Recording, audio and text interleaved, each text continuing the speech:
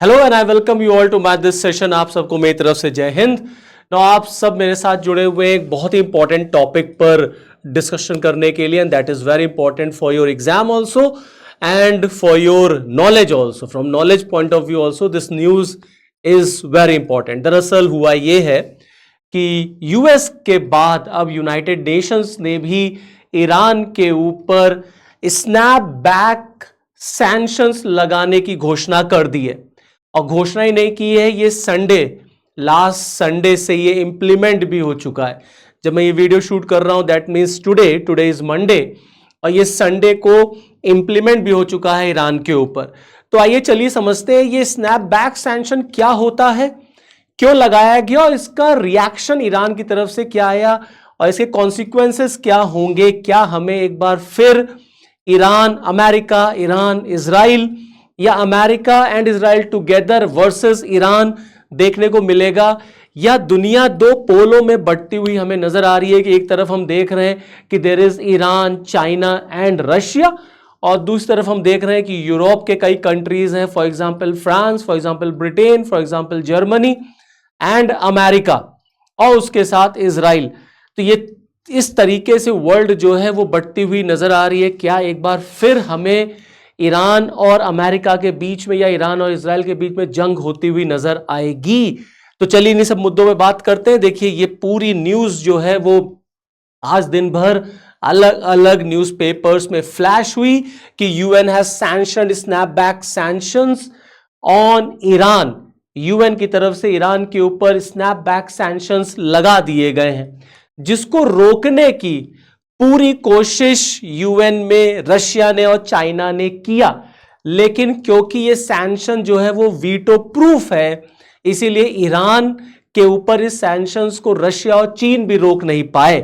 तो United nation security council में आप सब जानते हैं कि P5 जो मेंबर्स हैं उनके पास वीटो पावर होती है, बट इन सैंक्शंस को रशिया और चाइना भी जो है वो रोक नहीं पाए और फाइनली ये सैंक्शंस इंपोज हो गए। रशिया और चीन दोनों ईरान के ग्रुप में माने जाते हैं। ईरान के काफी अच्छे संबंध रशिया और चाइना से हैं। चीन अच्छा खासा तेल जो है वो ईरान से खरीदता है, और तमाम अभी जो रशिया और यूक्रेन के बीच में जो वॉर चल रही, लड़ाई चल रही है, उसमें भी देखने को मिला कि रशिया ने ईरानियन ड्रोन का इस्तेमाल किया। ईरान की तरफ से ड्रोन जो है वो रशिया को दिए गए। तो कुल मिलाकर के देखने को मिलता है कि ईरान के ग्रुप में रशिया और चाइना जो है वो आपको मिलेंगे, और अमेरिका के ग्रुप में आपको इजराइल देखने को मिलेगा। और ये हम सब जानते हैं किस तरीके से ईरान और इजराइल में अभी कुछ दिन पहले जंग हुई, जिसको लेकर के दुनिया जो है वो दो पोल्स में बढ़ती हुई नजर आई थी। यहां एक चीज ये समझने की बहुत जरूरत है कि अमेरिका ने जिस तरीके से या यूएन ने जिस तरीके से ईरान के ऊपर सैंक्शंस लगाए हैं, तो ऑब्वियस सी बात है इजराइल को लेकर के जो इजराइल और अमेरिका की दोस्ती है वो इसमें एक बड़ा इंपॉर्टेंट रोल जो है वो प्ले कर रहा है। क्योंकि अमेरिका वो हर काम करने को तैयार है, ट्रंप वो हर काम करने को तैयार है जो इजराइल की हेल्प करे।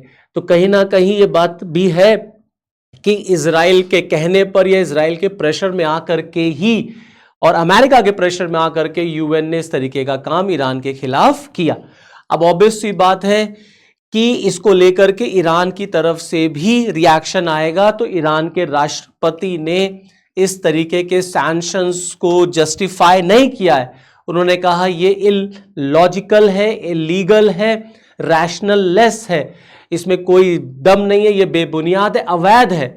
और जिस तरह से अमेरिका ईरान को परेशान कर रहा है उसमें कोई जो है आपको मतलब एक तरीके से ये कह लीजिए कि ईरान के ऊपर जैसे अमेरिका की तरफ से एक के बाद एक एक्शंस लिए जा रहे हैं, उससे कहीं ना कहीं वर्ल्ड जो है वो आपको एक तरीके से बढ़ती हुई नजर आएगी। तो कुल मिलाकर के ईरान की तरफ से ऑब्वियस सी बात है कोई इसको बहुत वेलकम नहीं किया गया है।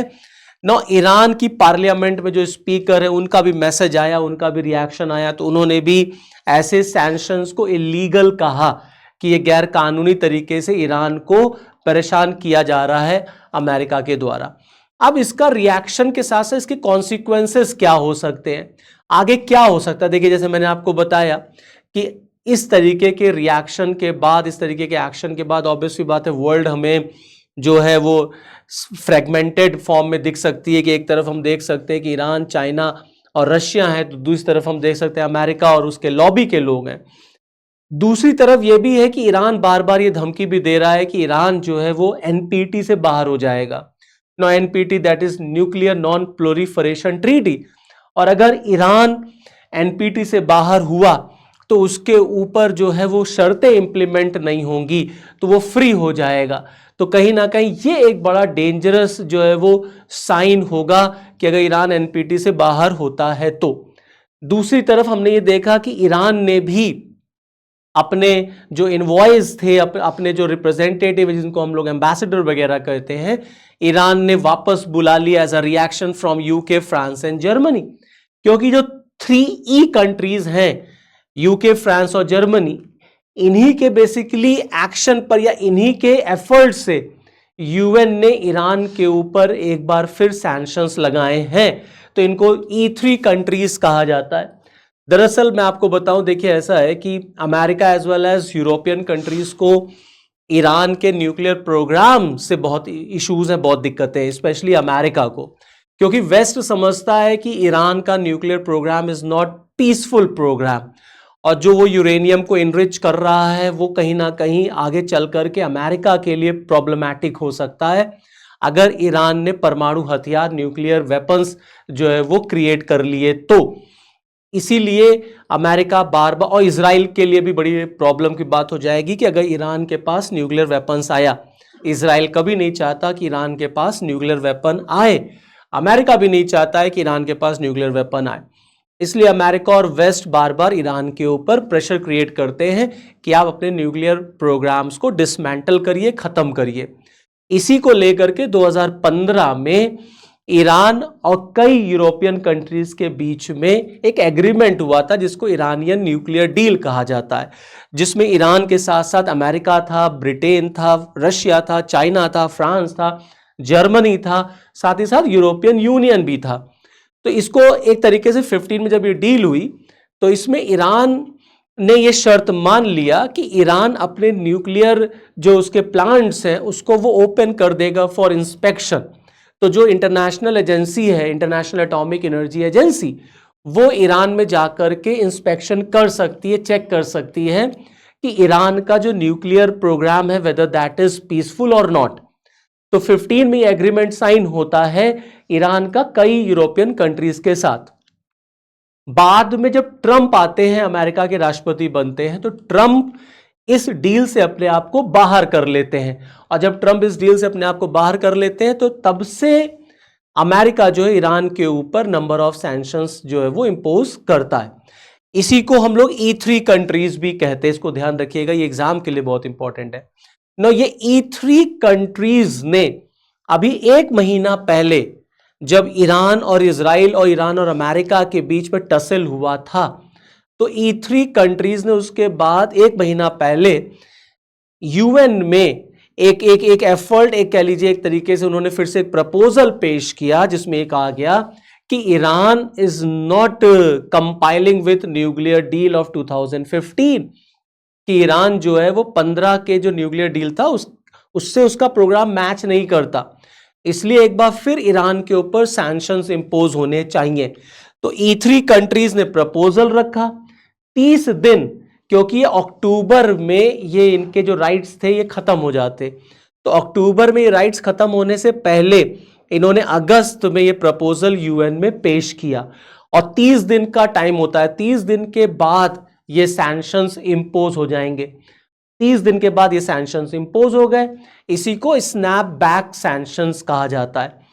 दरअसल जब 15 में न्यूक्लियर डील साइन हुई थी तो उसमें एक क्लॉज था कि अगर ईरान जो है वो 15 डील के थ्रू, उसके थ्रू काम नहीं करता है, उसके अगेंस्ट काम करेगा अगर, तो उसके ऊपर सैंक्शंस फिर से इंपोज हो जाएंगे। तो उसमें जब डील साइन हुई 15 में ना, तो there was a clause known as snapback clause. इसी स्नैपबैक क्लॉज के तहत E3 कंट्रीज ने यूएन में एफर्ट किया और फाइनली यूएन ने संडे से इस चीज को इंपोज कर दिया। ओके, और ये सारी कहानी या ये जो पूरा का पूरा जो इशू क्रिएट हुआ वो जब जून में यूएस ने ईरान के कई न्यूक्लियर फैसिलिटीज पर अटैक किया। दुनिया ने देखा, आपने भी देखा होगा कि इजराइल और ईरान पे के बीच तो हमला हो ही रहा था, लड़ाई चली रही थी। अमेरिका ने भी ईरान के कई न्यूक्लियर प्लांट्स को हिट किया था। उसके बाद से सारी जो चीज़ें हैं वो फिर से न्यूज़ में आती हैं और तब ये होता है कि ईरान जो है वो पीसफुल प्रोग्राम नहीं रन कर रहा, उसका जो न्यूक्लियर प्रोग्राम है दैट इज़ नॉट पीसफुल। और तब E3 कंट्रीज ने यूएन में प्रपोजल रखा कि नहीं, it's necessary that we must impose sanctions on Iran once again. आप देखिए यहाँ पर ये तो सैंक्शन की बात होगी, वैसे ही आप देखिए ईरान की जो इकोनॉमी है ना वो अमेरिका के सैंक्शंस की वजह से बहुत बुरी स्थिति में चल रही, उस पर भी हम लोग आते हैं, बात करते हैं। आप देख सकते हैं ये यूएन जो आपका सैंक्शन इंपोज हुआ तो यूएस का जो डिपार्टमेंट ऑफ स्टेट है उसकी तरफ से भी एक नोटिफिकेशन जारी हुआ 27 सितंबर 2025। तो 27 सितंबर 2025 से रात 8 बजे से ये सैंक्शंस जो है वो इंपोज कर दिए गए। ये अमेरिका की तरफ से वहां पे एक प्रेस रिलीज जो है वो इशू की गई। अब इसको लेकर के ईरान की तरफ से भी कहा गया कि दुर्भाग्य से E3 और अमेरिका ने टकराव का रास्ता चुना है। उन्हें गलत फहमी है कि ईरान दबाव के सामने झुक जाएगा। इतिहास ने इस धारणा को असत्य साबित किया और भविष्य में भी ऐसा ही होगा। Means Iran is not ready to surrender. तो ईरान किसी भी तरीके से झुकने को तैयार नहीं है, वो एकदम आर्डेंट है कि नहीं, उसका जो प्रोग्राम है वो पीसफुल है, वो कतई वेस्टर्न पावर्स के अगेंस्ट जो है वो झुकेगा नहीं, अमेरिका के सामने या वेस्टर्न कंट्रीज के सामने।